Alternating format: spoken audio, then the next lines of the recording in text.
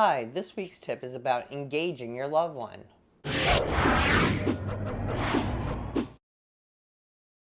Hi, it's me, Linda Burhans, the gal who cares for the caregivers with love, laughter, and lessons learned.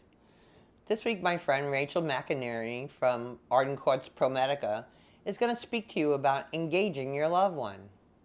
Hi, my name is Rachel McInerney. I'm the Memory Care Advisor at Arden Courts of Largo. I've been asked here today for Linda's Tuesday Tips for Caregivers to talk about engaging your loved one. And that's a topic that often comes up when I'm doing initial consultations with loved ones of individuals living with dementia.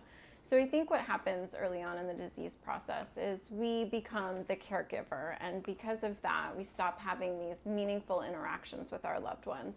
So I've brought some tips to you today on how to actively engage your loved one, and there's many facets to engagement.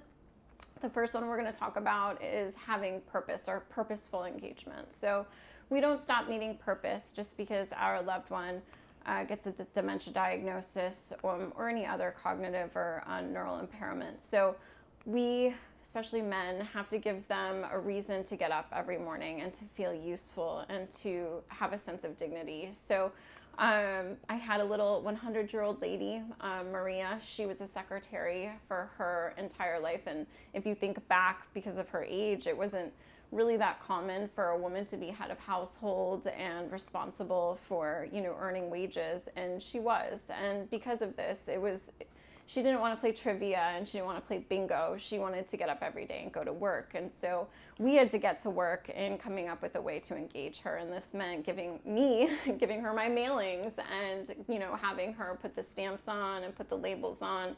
And this was one way that she felt like she still had purpose and dignity.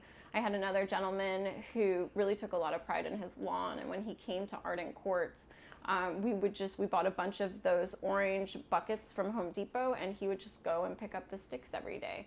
And it might seem menial or not important, but for him, somebody needed him and he was still useful, and that made him feel like a man. So whatever you can think of for your loved one that would be meaningful to them and their personal biography, I encourage you to be creative in the ways that you find to give them purpose again. But beyond purpose, there's just good old fun engagement, having a meaningful interaction with your loved one that doesn't involve care. And so for this, I've brought a couple of tools from my activities director, who's amazing, Carly Herr, and she gave me her 3 favorite books. And so the first one, Down Memory Lane, is just about reminiscing. And so their long-term memories are mostly intact, but sometimes we didn't have a good line of communication with our loved one, or we're not in the habit of reminiscing with them. And so these books, which you can buy on Amazon, are really helpful in talking about the past and giving you things you can kind of ask them.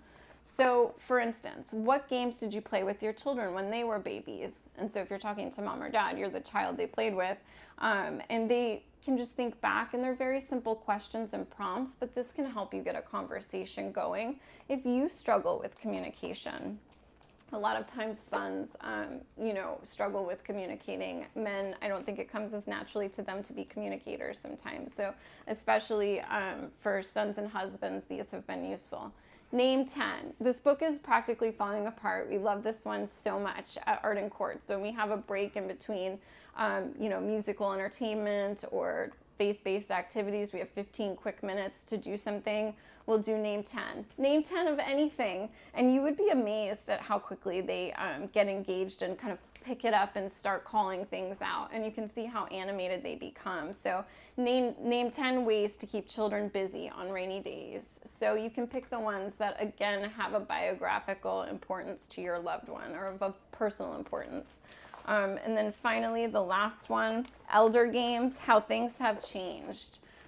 This is one of Carly's favorites. It's Elder Games, that's the brand of it. As if you can see the picture, it has like an old-fashioned wash basin. So I would be happy to provide these resources. Maybe Linda can list them at the bottom of the video. I also just wanted to finally share something that my residents made. So over 35 Arden Courts residents contributed in this. We actually have this for auction for the Alzheimer's Association for next year's art sale. But I'm so proud of it because so many residents touched this and helped to create it. So it's called sundowning and it turns on and off. But the importance is that we found a way for people at every stage of the disease process to incorporate their skills. They use their dexterity to string the beads on. And obviously if they're not doing a great job, that's okay. But we just encourage them and we want them to feel like they've participated and contributed. So don't ever underestimate your loved one, as I often do. When Carly tells me something she has planned for the residents, I sometimes will scoff, but they always surprise me. So don't be like me and don't underestimate your loved one. They can do more than you think they can do. And Ardent Courts of Largo, as well as all the other Ardent Courts, are here as a resource to give you ideas or to help you redirect your loved one if you have problems during engagement. Thank you so much for listening. Again, I'm Rachel McInerney with the Ardent Courts of Largo. Thanks for all that really good information, Rachel. I really appreciate it, and I'm sure our listeners got some good tips there. Tune in next week for another tip sponsored by Ardent Courts, where all they do is memory care. And have a delicious day.